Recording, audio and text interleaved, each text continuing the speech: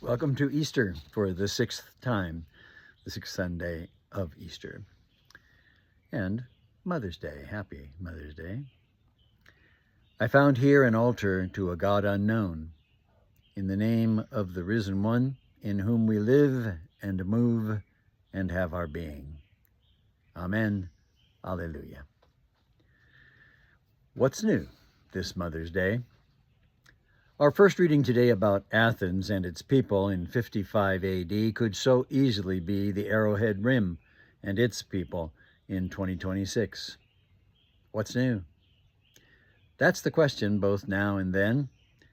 That, in a nutshell, is what the Athenians of our first reading were about. They were as obsessed with new knowledge as we might be with AI. And the Athenians assumed that truth was found in the latest new thing. In spite of the shrines to idols all around them, God was not part of the daily life of the average Athenian in 55 AD, any more than God is part of the daily life of the average American in 2026, even with churches, synagogues, mosques, and temples of a variety of Eastern religions on every corner. Yet 2/3 of all Americans admit that religion is losing its influence in Americans' lives. Paul had preached in many different parts of the Mediterranean, but Athens was new to him, and he had to approach the Athenians in a new, creative way because they were saying to him, "May we know what this new teaching is that you are presenting?" Now, Paul knows that the scriptures cannot be his launching pad. The Bible has no authority for the Athenians. Can you see the parallels with modern people in America today? So, how do you teach people who don't recognize the Bible as inspired? God breathed. Paul has to find a bridge. And so, though the text says that he's irked by their idolatry, he actually uses their idolatry as a point of contact. "Athenians," he says, "I see in your statues and shrines your spirituality. But as I looked carefully at your objects of worship, I found something among them, an altar with the inscription, 'To a God unknown.' What you therefore worship as unknown, this I proclaim to you." When we are not living in relationship to God, anything can take God's place, and our attachments and obsessions reveal our idols. Think about it now for just a moment. To what are you most attached? What do you talk about most? What interests you enough to bring it up in conversation with someone you just met? Seriously, think about it. What do you always talk about?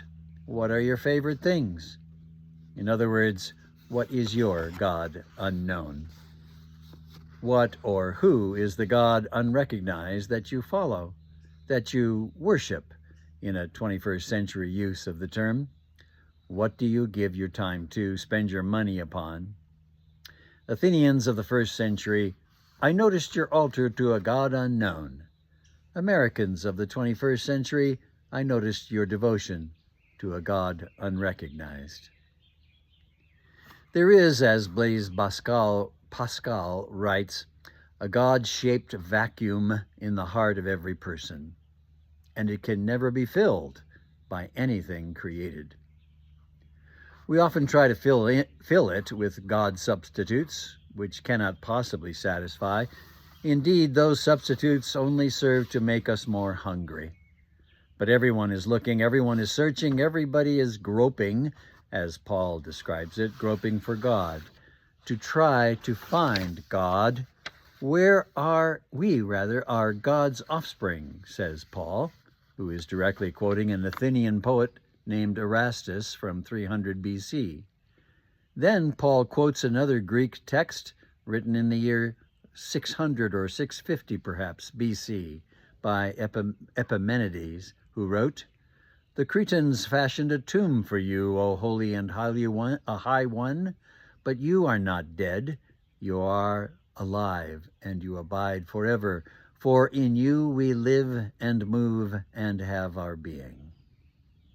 That is where St. Paul most likely got that famous phrase, which is often ascribed to Paul, but which comes 650 years earlier from Epimenides. St. Paul has done his homework. He knows the philosophers of Athens. He knows their poets. He understands their culture. He has been studying it, not because it's cool, but so that he can relate, connect, and bridge the gap between the unknown God and the risen Lord. That is the example Paul gives us to follow. It is time for you to get onto social media. It might be where your grandchildren are. Or is it a gap too wide for you to bridge? Bridge building is incarnational ministry. Jesus was the ultimate pontifex, bridge builder, who preached open-mindedness, acceptance of the untouchables and the marginalized. Among his apostles was a tax collector for the Romans and a zealot party member working to overthrow the Romans. There's a bridge. But he is not far from you now, said Paul to the Athenians. He is not far from you now, Americans, this God of inclusive love, of bridge-building acceptance, and of tender mothering care for others. This God is not far from you this Mother's Day. Isn't the best mothering done among us by bridge builders and not by bunker busters? Mother's Day is about mothering, not only about biology. God bless those women and men among us who understand bridge building. This is what incarnation means. It's not just our theology, it's our ecclesiology. It's the way we Episcopalians do church. We are known as the Bridge Church of Christianity, which seeks to make known the unknown by building bridges between Catholics and Protestants, but also, I would insist, bridges between Christians and Muslims and Hindus, etc. I say we are not just the Bridge Church of Christianity, but we are the bridge religion of all believers. Chuck Swindoll said, "People who inspire others are those who see invisible bridges at the end of dead-end streets." Do you feel as though the world of America today, especially of young America today, is no longer your world of faith? Start looking for invisible bridges at the end of those dead-end streets. Start working on the building blocks of that invisible bridge to modern Areopagus. Will you at least be always ready, as St. Peter said in the second reading, ready to give an accounting for the hope that is within you, but do it with gentleness and respect. That is the key for a bridge builder. Do it with gentleness and respect. For Athens and its people in 55 AD could so easily be the Lake Arrowhead Rim and its people in 2026. What's new this Mother's Day? I found here an altar to a God unknown, in the name of the risen one in whom we live and move and have our being. Amen. Alleluia.